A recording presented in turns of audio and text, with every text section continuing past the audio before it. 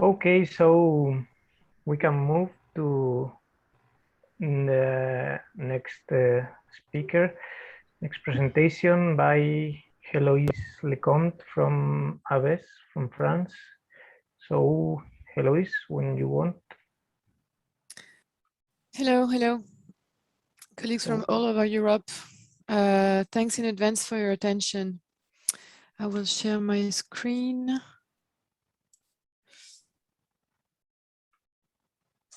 Here you go. Just trying to put it full screen. Can you see it full screen right now?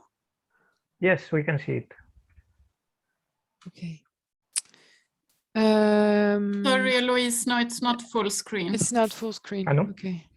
Ah, okay, it was. Yes. I don't know what I can do for this. Yes, I can do this. Is it full screen right now? Okay, it is. Great. So I will speak this year again on behalf of the PUC, the Permanent UNIMARC Committee, that is responsible for the maintenance and development of the universal mark format UNIMARC on behalf of IFLA. I personally am the coordinator of the French UNIMARC Committee, and I'm not the chair of the Permanent UNIMARC Committee. The chair of the Permanent UNIMARC Committee is Gordana Mazic from Slovenia. So what will I tell you today? First, I will remind you of the institutional and technical context of convergence between the UNIMARC data format, the IFLA library reference model, and the RDA cataloging code as an example of cataloging codes implementing the new LRM. Then I will present UNIMARC updates that were published in 2020, and you already heard of them last year, but I think twice is better than never. I also tell you about what is about to be published in 2021 and what we will be working on in 2022. So it's quite a simple program. First of all, I would like to remind you of one of the main items on PUC's action plan for 2019 to 2021, which is to harmonize UNIMARC with the IFLA library reference model and the new cataloging codes, primarily RDA. The goal of this section is to analyze LRM and make sure that all the entities, attributes, and relationships fit in the UNIMARC format structure. To achieve this goal, it's useful to analyze RDA as a cataloging code based on the IFLA library reference model, because RDA is a content standard that develops LRM and makes it possible to express it in a format. So it's very useful for us to work with RDA to analyze the convergence between LRM and UNIMARC. So based on this double analysis, this double perspective, we prepared updates. We prepare every year updates to the UNIMARC data format that to accommodate attributes and relationships that could not be recorded in that cannot be recorded in the current structure. So in other words, the convergence of UNIMARC and LRM that are both IFLA standards is a priority to IFLA. Because the UNIMARC exchange format must be able to express data structured according to the library reference model. And analyzing RDA, which is not an IFLA standard, but an international cataloging code, is a help to better structure new fields in UNIMARC and to implement entity-based cataloging in UNIMARC. Indeed, UNIMARC faces a challenge. How to shift the focus from the pre-FRBR notion of resource to entity cataloging according to LRM and RDA using the same format and without forcing the transition to entity-based cataloging on historical users of the UNIMARC format. Not everyone wants to switch to entity cataloging. So there are several ways to materialize LRM entities in a MARC format. I think it's a very important point, so I would like to spend a little more time on this issue. I think it's important to understand that UniMarc evolution is different from MARC 21 evolution we just heard about. As of 2012, UniMarc chose the path of entity-based cataloging. In 2012, the first fields for works and expressions access points were created in the authorities format, allowing the creation of new types of records in the authorities format. I think this choice corresponds to RDA implementation scenario number 1, which is called relational object-oriented database structure. So from 2012 on, the PUC worked on the authorities format in order to create all works and expression elements that we needed to have a comprehensive structure for works and expression records. And as you understood, meanwhile, the MARC 21 advisory committee was rather working on the bibliographic format. So it's just a different way of implementing RDA in a MARC format.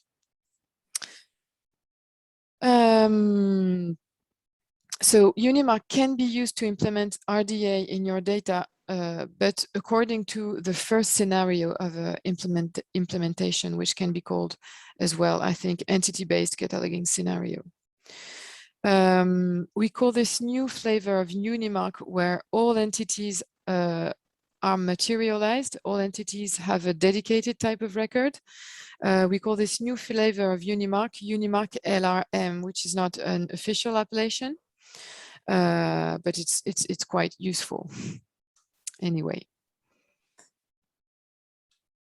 So to be clearer about how UniMarc evolves right now, from now on, there are 2 ways to use the UniMarc format to produce and exchange records.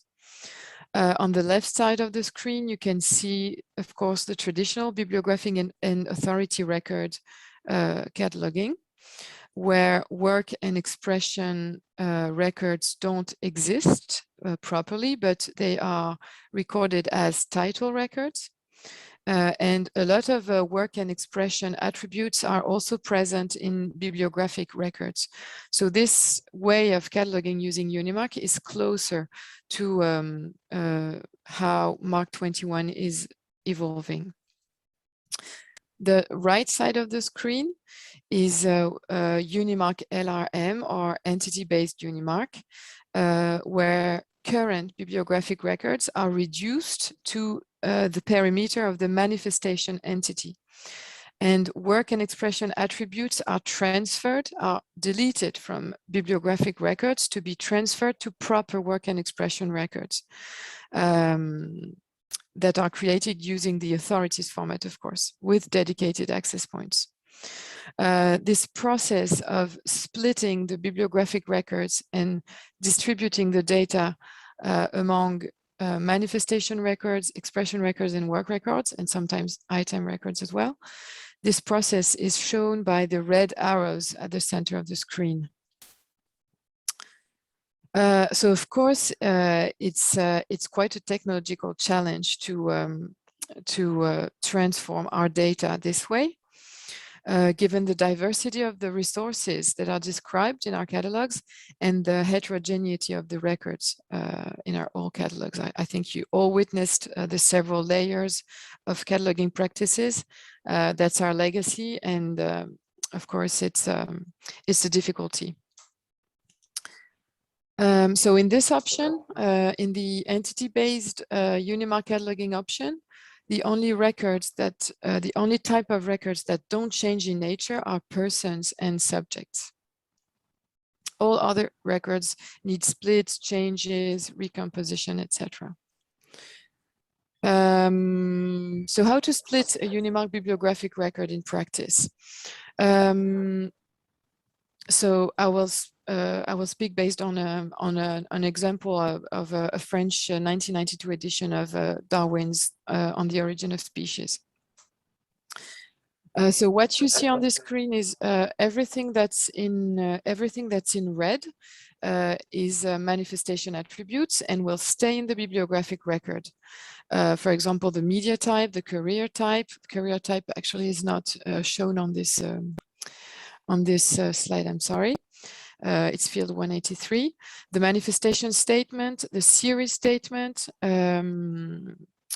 And that's it. All this data will stay in the bibliographic record. So it's all that's circled in red.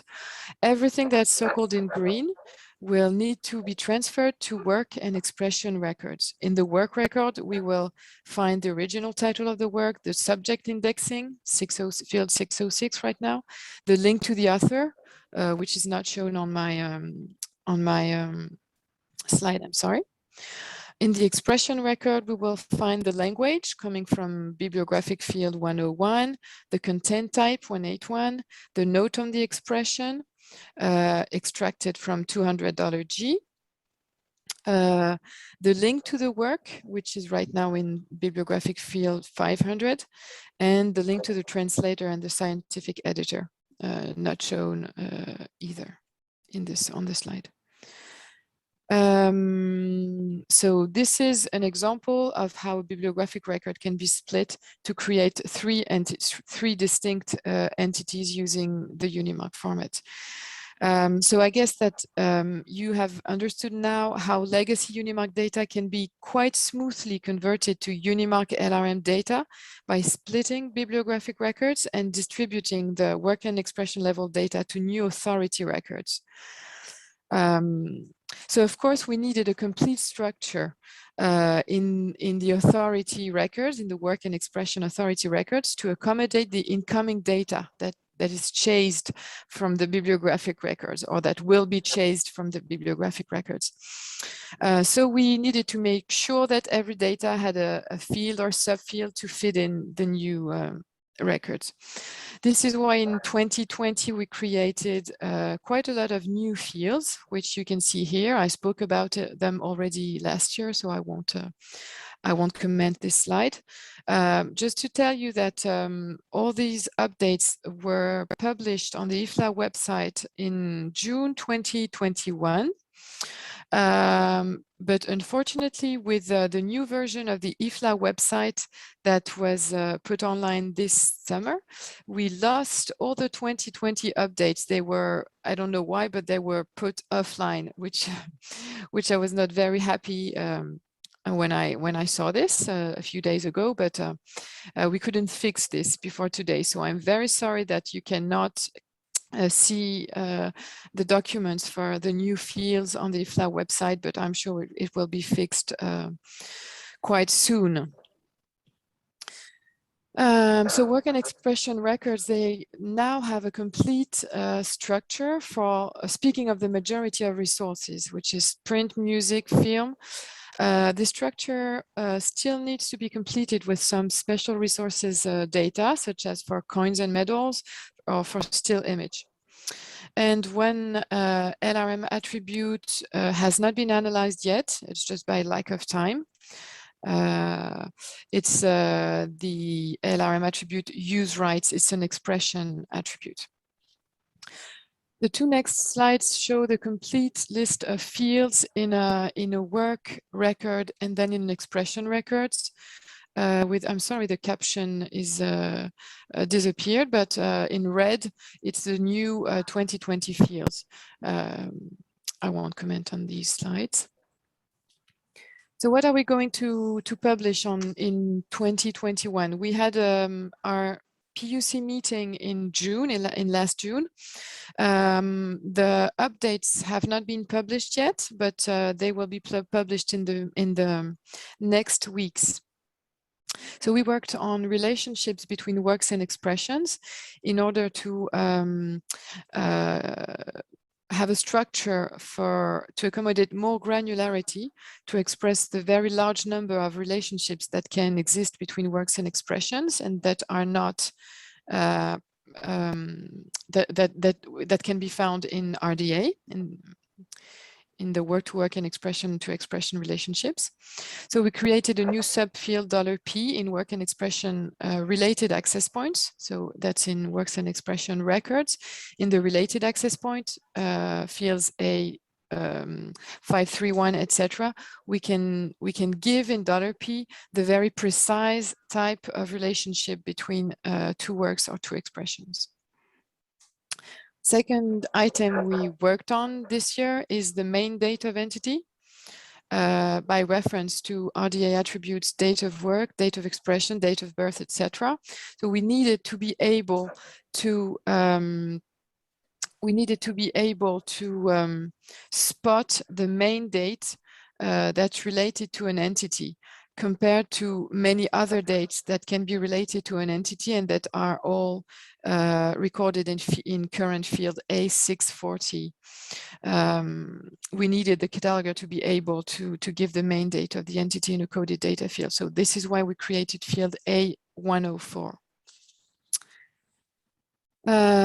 Which can be used in any type of entity record. Now, upcoming in 2022, our meeting will be in May, so we are slowly going back to the normal schedule, I hope. And I hope the meeting can be held in person. Until this meeting, we will work on manifestation records in the bibliographic format. We need to launch a working group with a mission to identify work and expression level data still hiding in the coded data block in order to deprecate them in the context of LRM and RDA entity cataloging. Of course, this coded data will still be useful for traditional cataloging, but in the context of LRM and RDA entity cataloging, they won't be used anymore because these data will be transferred to, have already been transferred actually to work and expression records. So it's just a cleaning up process.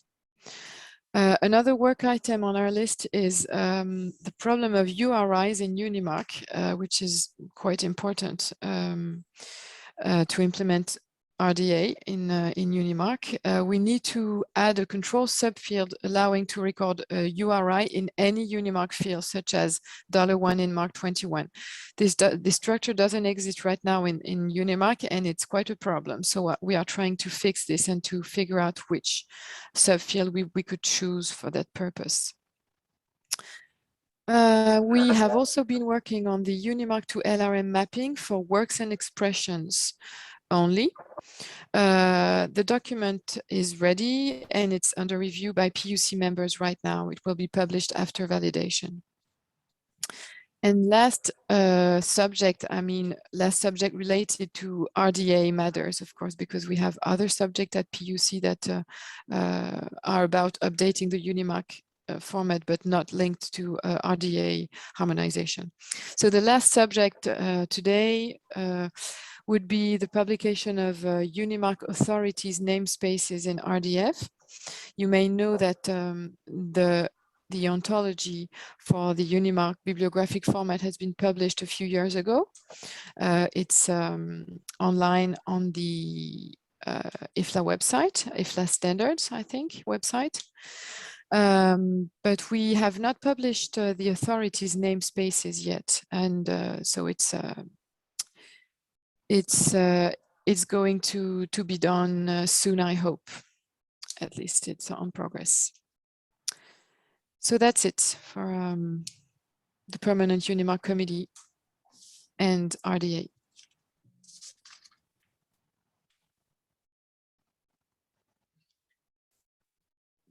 Thank you. There are 2 questions and 1 comment for you in the chat. And the first is a comment, more likely. Where is ISBD? It's IFLA's content standard. Yes, of course. I'm sorry, I forgot ISBD.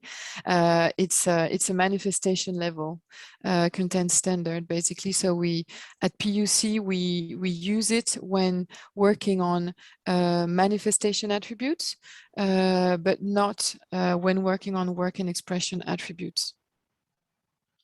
Next question. Why are person records only connected to manifestation records? Is it possible to connect them to work and expression records in Unimark as well? Yes, of course. I don't know which slide you are referring to, but no, of course, persons can be connected to any WEMI entity. It's the Unimark. There's a it's completely consistent with the library reference model. There is no difference. I was referring to the slide where you show the new model. Okay, in that case, it was just an incomplete example. Yes, so yes, my slide may be incomplete. Sorry, I will check this before publication. Next question: Will the new aggregates model be integrated in Unimark? If so, how will the concept of work group be implemented? We have not worked on this yet. I cannot tell you about this. You may have understood from this morning's intervention of Frédéric and David that in France we have a slight disagreement about the modeling of aggregates in RDA, and we are not very fond of the work group concept. So I'm not sure I will be the one working on this, but if other PUC members want to work on this, they will bring their analysis. But we have not talked about this yet within the PUC. Thank you. One more. Will Unimark only consider URIs in the context of real-world objects? Are you thinking of internal links within a database of real-world objects as opposed to internal links within a database? I don't know, but if that's the case, we